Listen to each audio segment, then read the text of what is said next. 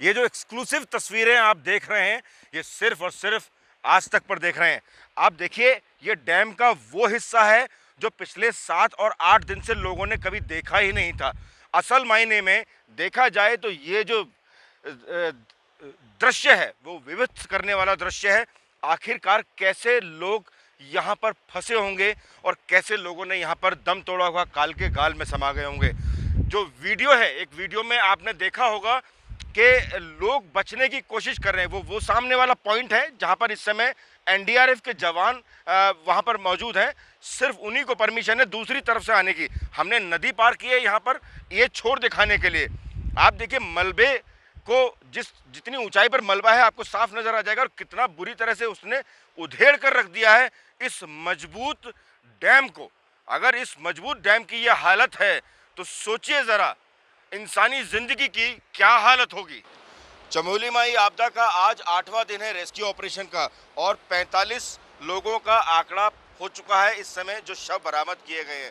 Tunnel से लगातार bodies बरामद हो रही हैं, और ऐसे में ये मुश्किल पैदा हो गई है क्योंकि 8 दिन ठंड, ज़बरदस्त ठंड के आलम के दौरान लोगों को किस तरीके से बचाया जाए, क्योंकि बताया जा रहा है कि काफ़ी लोग अभी अंदर फंसे हुए हैं। रेस्क्यू ऑपरेशन दिन रात जारी है, चाहे वो एनडीआरएफ हो या एसडीआरएफ हो, दोनों ही लोग मिलकर रेस्क्यू ऑपरेशन कर रहे हैं। और ऐसे में मुश्किल बेहद बड़ी हो गई है कि अंदर के जो लोग हैं, जो बाकी फंसे हुए लोग हैं, वो किस हालात में होंगे। मैं अपने कैमरामैन से कहूँगा जरा थोड़ा सा वो दिखाएं कि देखिए जो मलबा डैम के पास इकट्ठा था, मैं दोबारा एक बार बता दूं आपको, करीबन 30 से 35 फीट मलबे के ऊपर ये नदी बह रही है।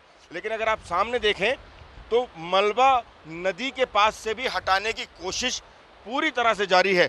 ऐसे में जो लोग नदी के अंदर, जो नदी के मलबे के अंदर दबे हैं, वो भी बाहर निकल सकते हैं। उनकी बॉडीज की भी तलाश जारी है। काफ़ी मेहनत और जद्दोजहद के बाद आखिरकार तपोवन के डैम पर यह ट्रॉली बना ली गई है।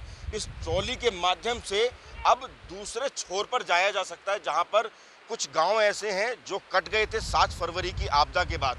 ट्रॉली अभी टेम्परेरी है, खतरनाक है, तो ऐसे में ये बहुत बड़ी मुश्किल भी है कि कहीं कोई हादसा ना हो जाए, लेकिन इसके अलावा अभी और कोई चारा भी नहीं है। तो लिहाजा इस ट्रॉली के माध्यम से एनडीआरएफ के जवान कोशिश कर रहे हैं और कि वहाँ पहुँचे और वहाँ सामान लेकर पहुँचे और हालात के बारे में जान सकें कि आखिर गांव के अंदर अभी फ़िलहाल हालात क्या हैं। मैं अपने कैमरामैन से कहूँगा कि ज़रा ट्रॉली को दिखाएं और बताएं कि किस तरीके से इस ट्रॉली को बनाया गया है। और हालांकि टेम्परेरी ट्रॉली है ये, तो ऐसे में इस ट्रॉली को बेहद सतर्कता के साथ इस्तेमाल किया जा रहा है। हम इस समय ट्रॉली के माध्यम से इस नदी को पार कर रहे हैं जहाँ पर तबाही देखने को मिली थी। अगर आप देखें सामने डैम है और ये वो गांव हैं जो इस नदी में तबाही होने के बाद से कट गए थे बाकी के क्षेत्र से। अगर आप देखें तो इसी ट्रॉली के माध्यम से अब यहाँ पर जाया जा सकता है और इसके अलावा कोई और रास्ता नहीं है। आज तक की टीम पहुँची है यहाँ का हाल जानने के लिए कि आखिर क्या हालात है यहाँ के। और अगर आप देखें तो यहाँ पर दोनों तरफ टीम लगी हुई है ताकि किसी भी अनहोनी से बचा जा सके। ये सामने अगर आप मलबा देखेंगे तो उससे साफ अंदाजा हो जाएगा कि तबाही कितनी भयानक थी और कितनी लोगों की जान को सांसत में डालकर ये गारे का जो पानी है वो यहाँ से निकला होगा। हम इस समय उस नदी में खड़े हैं जहाँ पर 7 तारीख को तबाही का मंजर देखने को मिला था और काफ़ी लोगों के बहने की खबर आई थी।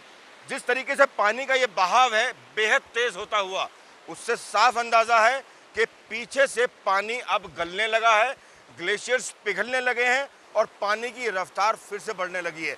ये अलग बात है कि नदी जो अब से 7 तारीख से पहले ये करीबन 35 फीट नीचे बहा करती थी, अब ये 35 फीट ऊपर मलबे के ऊपर बह रही है।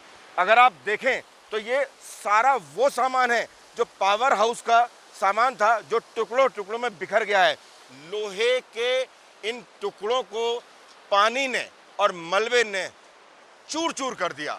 अंदाज़ा लगा सकते हैं कि जब लोहे को चूर चूर कर दिया इस पानी ने, तो इंसानी ज़िंदगी की हालत क्या रही होगी।